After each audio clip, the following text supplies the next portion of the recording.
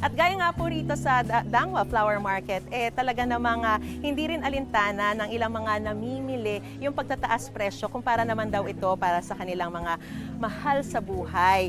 At yan nga po ang Valentine's Day ganap at iba pa sa Dagupan City sa Pangasinan. Sa unang balita live ni Jasmine Gabriel Galban ng GMA Regional TV.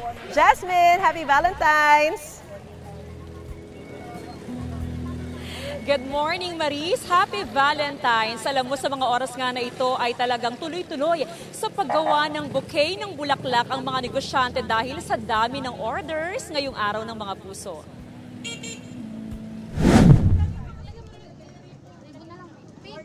Nagsisimula ng dumagsa ang mga mamimili sa mga flower shop sa Dagupan City ngayong Valentine's Day. 24 oras ng bukas sa mga bentahan ng bulaklak.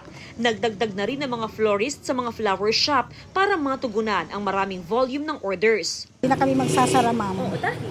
Dahil dadagsan ng mga tao. Tsaka maraming order, ma'am, na ginagawa. 10 piso hanggang 15 piso kada bundle ang itinaas sa presyo.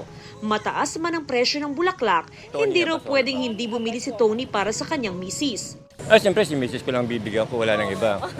Siya special. Siyempre, special ma'am. Nasa 80 pesos hanggang 100 pesos per piece ang long-stemmed rose at sunflower. Nasa 150 pesos hanggang 200 pesos ang per bundle ng radius at aster.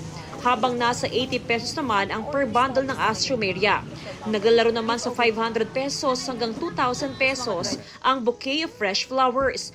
Habang nasa 250 pesos hanggang 1,000 pesos ang presyo ng bouquet of synthetic or artificial flowers. Bispiras pa lang ng araw ng mga puso kahapon na masyal na at nagkaroon ng quality moments ang magkasintahan na si Em at Nelda sa Plaza ng Mangaldan, Pangasinan. Perfect daw ang lugar na dating place dahil bukod sa maraming puno, refreshing ang hangin. Pareho silang estudyante sa kolehiyo. 3 months pa lang daw ang kanilang relasyon.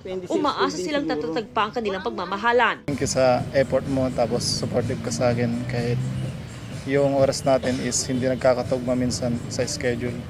Tapos nag-aaway pinsan, pero okay pa rin. Enjoy lang. Tapos mag-aral ka mabuti. Alagaan mo na yung sarili mo, and bago ako or bago sa relationship natin, unahin mo na yung family mo, friends, and then syempre yung pangarap mo.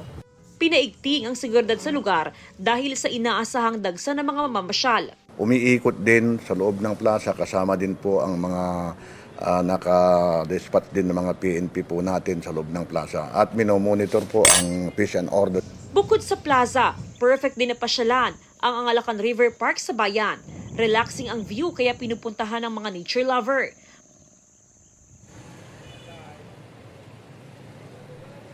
Maris, ayon sa mga negosyante, wala nang inaasahang paggalaw o pagtaas sa presyo ng bulaklak ngayong araw. Samantala, bukod doon sa mga fresh flowers, ay marami pang pwedeng pagpilian ng ating mga kapuso. Gaya na lamang ng staff toy bouquet, mixed chocolate bouquet at bouquet balloons. Maris?